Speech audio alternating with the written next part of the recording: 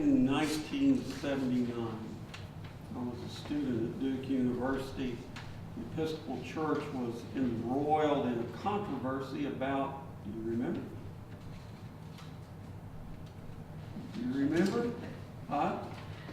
See, it's so common to us now, we don't even remember. But in 79, man, we were fighting this.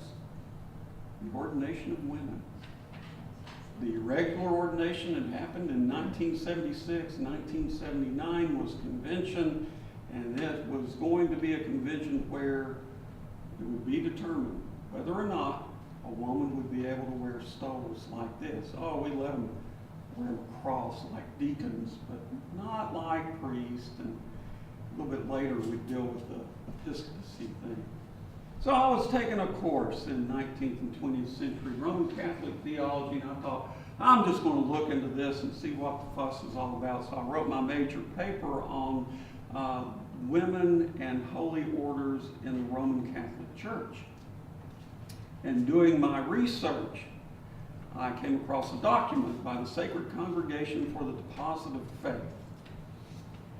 And they had a wonderful document about, laid out the reasoning why women cannot be priests.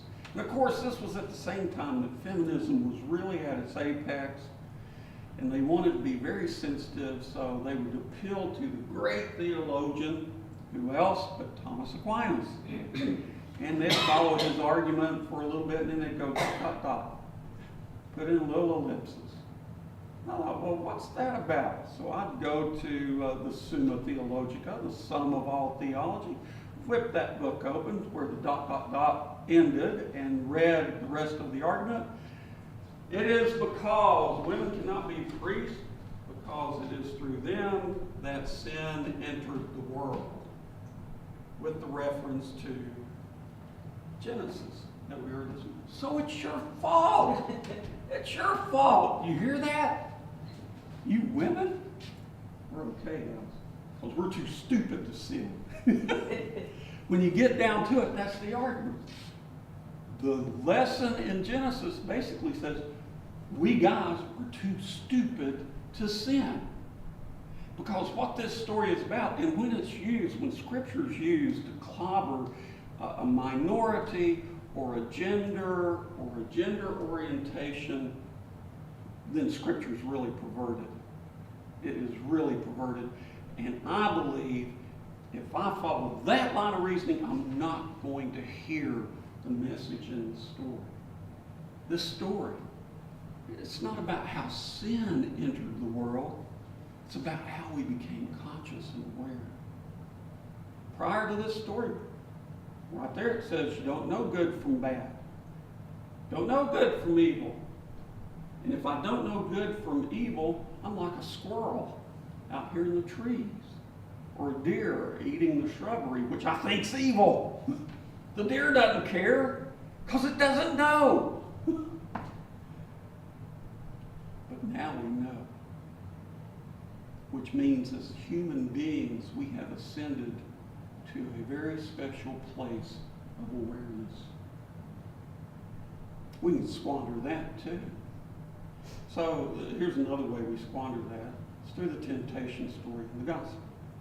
Oh, look at Jesus out there in the wilderness. Yep. Yeah, look at that. Satan comes to him. Ooh, tells him to change the bread and, stones into bread and puts him on the pinnacle and shows him everything. And that's a nice story. It's your story. It's not Jesus' story. It's my story. If I don't want to go to sleep and go back to being a squirrel or a deer, then that story's my story. If I project it onto some metaphysical, otherworldly figure, I'm a squirrel. And I'm eating shrubbery. When it becomes my story, I realize there's a wilderness that this season calls me to.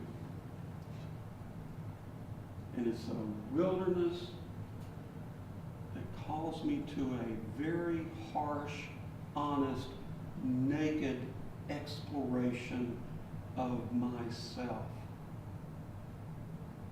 And it's an invitation for the tempter to expose itself. What is it that tempts me? What is it that makes me want to go to sleep?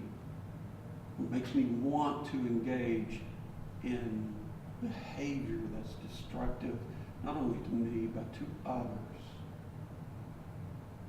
That's what Lent's about. It's not about, oh yeah, Jesus was out there, he did all that. No.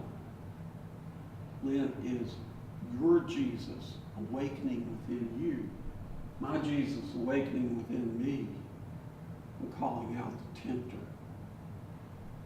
Now, isn't that different? Usually you hear, you've got to push away those temptations. No, don't push them away. Invite them. Expose them. And realize that I'm not a squirrel chewing on nuts up a tree. I'm not a deer out here eating tulips that are just going to be coming up soon. I am a human being. God has gifted me and gifted you with the power of conscious awareness. And if I squander that, then I truly am perverted.